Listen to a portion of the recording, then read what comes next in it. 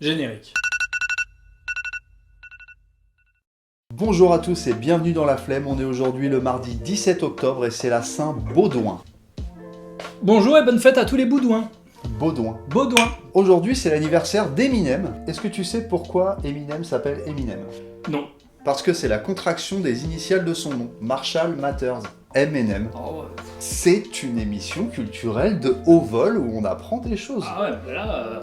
Si t'aimes bien Eminem et que tu veux connaître son histoire, hésite pas à aller voir 8 Mile. Moi je l'ai vu très tard, j'ai pas du tout aimé. T'as bien aimé toi? Bah, comme tous les films d'ascension, en général, j'aime bien. Pour moi, 8 Mile, c'est comme Le Roi Lion. Le Roi Lion, si je l'avais vu quand j'étais petit, j'aurais adoré et je serais devenu fan. Je l'ai regardé, je devais avoir 32 ans, et ben j'ai trouvé pas si ouf que ça, quoi. Désolé, hein, les puristes de... On va se mettre tous les puristes à dos, les Disney, les... Déjà qu'hier, à mon avis, tu t'es pas fait forcément des amis. Oui, mais voilà. Aujourd'hui, c'est l'anniversaire de Wyclef Jean. Là, j'ai un petit peu plus de trucs à dire sur Wyclef Jean. C'est un peu plus cool. Guantanamera. Ah bah oui. Est-ce que tu savais que Wyclef Jean, c'est lui qui avait composé avec Carlos Santana Maria Maria? C'est un compositeur, il est derrière plein de morceaux hyper connus. Mais un personnage qu'on connaît pour la création d'un des plus beaux albums pour moi de l'histoire. The Score de Fugees. Ah. Oh non, son album solo, Carnival, là, il est dingo. L'album solo est fou, mais l'album The Score est rentré dans l'histoire de la légende des albums les meilleurs de l'histoire, non? Ouais. L'album The Score, il y a ça. Two time. Il y a ça. Ready or not, here I come. Il y a aussi ça. Ooh la la la. Quand même un album de ouf, quoi. Moi, dans l'album de Missy Elliott, j'aime bien celui-là. Oui, je suis d'accord avec toi, mais ça n'a rien à voir. C'est Elephant Man, c'est pas Wyclef. Je te jure que je vais le mettre. Enlève. En me renseignant un petit peu sur Wyclef, je me suis rendu compte que c'était vraiment un gars qui avait le sens de l'humour et toujours le sourire. Il a même posé un morceau sur l'album de South Park, un album de Gogol, mais le morceau avec Wyclef, c'est un des seuls morceaux qui est vraiment très très cool. Et je vous parlerai de South Park, j'ai un gros sujet qui arrive jeudi, donc je m'attarderai pas sur South Park, mais rendez-vous jeudi. Putain, on commence à faire des teasings, c'est fou. Putain, la tasse TV, ça devient un truc, hein. J'ai découvert que Wyclef Jean était derrière l'écriture des morceaux de Whitney Houston. Pour moi, Whitney Houston, il y a 3 chefs-d'œuvre. La chanson de Bodyguard, je suis pas super fan, mais c'est un chef-d'œuvre de par ses statistiques. Il a quand même touché plein de monde, ce morceau-là. Il y a Unbreak Hotel, qui est un morceau incroyable avec Faith Evans et Kelly Price.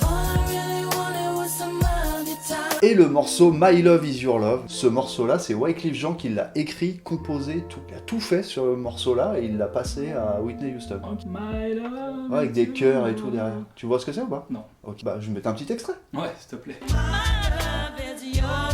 Toute la carrière de Wyclef Jean est folle, un mec qui est resté discret tout le long mais qui est quand même à la base de pas mal de bangers. Ce sera donc ma suggestion du jour, une vidéo de Wyclef Jean en live sur la chaîne de Tiny Desk, 15 minutes de pur bonheur. C'est la journée mondiale de quoi aujourd'hui?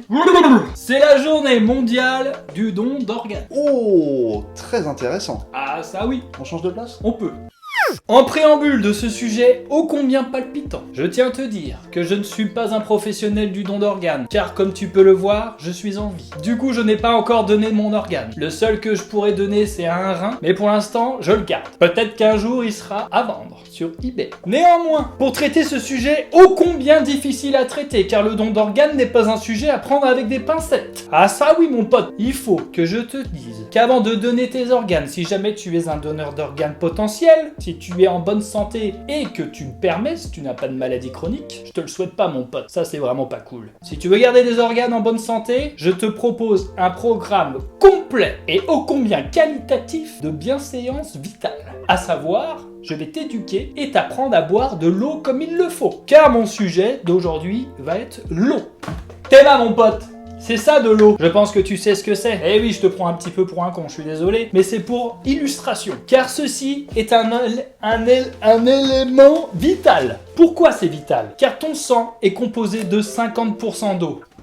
Eh oui, mon ami Frédéric. Le savais-tu ceci? Non, je ne le savais pas. Voilà, 50% d'eau, 50% de plasma. Qu'est-ce que le plasma? Vas-y, j'ai la flemme, c'est trop complexe, t'as vu, je suis pas vraiment un scientifique. L'eau permet de réguler ta température du corps. Eh oui, et par quelle sorcellerie? C'est très simple. Quand tu as chaud, quand tu fais un running dans le Sahara désertique, Tu as chaud, tu transpires. Et ben la transpiration sur ton corps permet d'évacuer la chaleur de ton corps. En fait, la sueur, c'est des petites gouttelettes d'eau qui absorbent la chaleur de ton corps et qui, par l'évaporation, enlèvent de la chaleur de ton corps. Donc si tu bois pas assez d'eau, tu vas te dessécher, car ton eau va être sur ta peau. Et oui. Quand tu es malade également, tu as de la fièvre. Tu sais, quand t'es comme ça, sous la couette, en train de grelotter comme ça, en train de regarder un épisode de La Flemme, eh bien, ton corps crée de la chaleur pour pouvoir buter le virus, et en faisant ça, ton corps va monter à très haute température. Et ben ça consomme de la flotte. Et ton corps a besoin de s'alimenter en flotte. Par quel moyen? Par le biais de ça.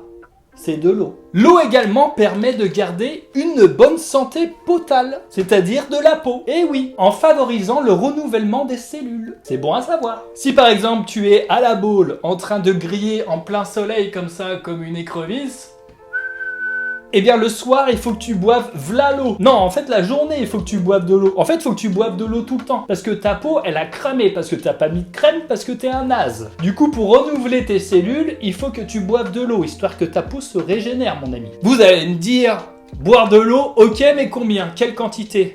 Reste cool, je vais te le dire. Il te faut une consommation de minimum 1,5 litre d'eau par jour. Mais attention, ce n'est pas que 1,5 litre tel que tu la vois comme ça, sous cette forme. Ça peut être de l'eau que tu apportes par tes aliments, les légumes et autres fruits. Mais au total, il faut que tu aies 1,5 litre de flotte dans ton body pour pouvoir bien vivre. Car si tu bois pas assez, tu risques d'avoir des sérieux coups de fatigue. Et ça, c'est chiant. Ça, c'est vraiment chiant. Et je finirai cet épisode par dire que n'oubliez pas que dans 20 ou 30 ans,